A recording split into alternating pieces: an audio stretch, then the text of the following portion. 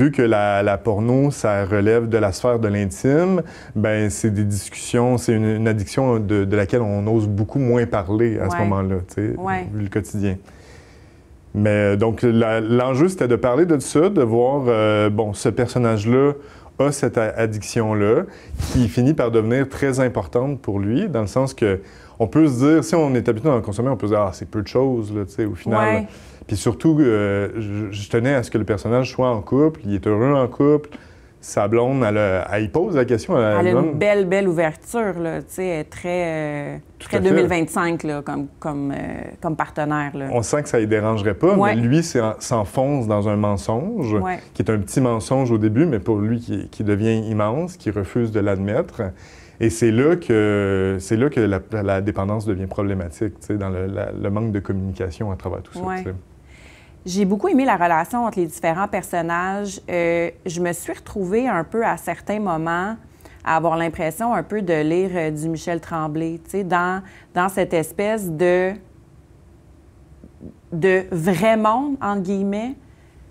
Tu sais, quand il va livrer une pizza, puis il fait pas beau dehors, hein? Ben non. Puis tu sais, c'était comme l'espèce de small talk du quotidien qu'on est amené à tous vivre plusieurs fois par jour.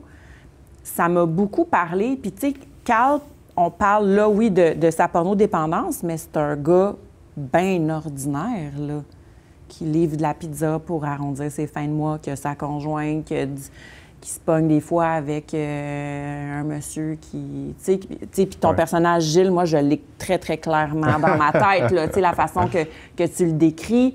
Je trouve que c'est vraiment fait avec une belle justesse, puis une belle justice pour ces monsieur, madame, tout le monde qui habitent à Montréal, qui essayent de faire leur petit bout de chemin. Fait que je trouve que ça oscille entre, oui, la problématique de dépendance de Carl, mais aussi de l'univers qui gravite autour de lui, qui est un peu celui qui pourrait être l'univers dans lequel on gravite en ce moment, là. Pour moi, c'est quand même important que les personnages puissent parler d'une certaine façon en joual, comme on parle ici, tu sais, que ce soit pas trop empoulé comme style d'écriture. Puis, ce qui est intéressant, justement, dans la livraison de pizza, qui permet... l'histoire se passe en 2017, fait que juste un peu avant l'émergence des applications de livraison qui nous ont facilité la vie en tant que consommateurs, mais qui ont... Tu sais, souvent, il y a l'option de laisser la bouffe devant la porte puis s'en aller. En tout cas, à Montréal, c'est souvent le cas.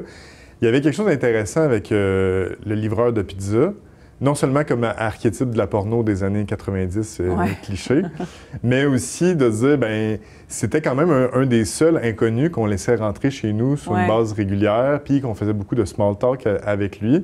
Puis il y avait le tissu social qui se créait à travers tout ça aussi, d'avoir des interactions avec autrui, ce qui est de plus en plus rare.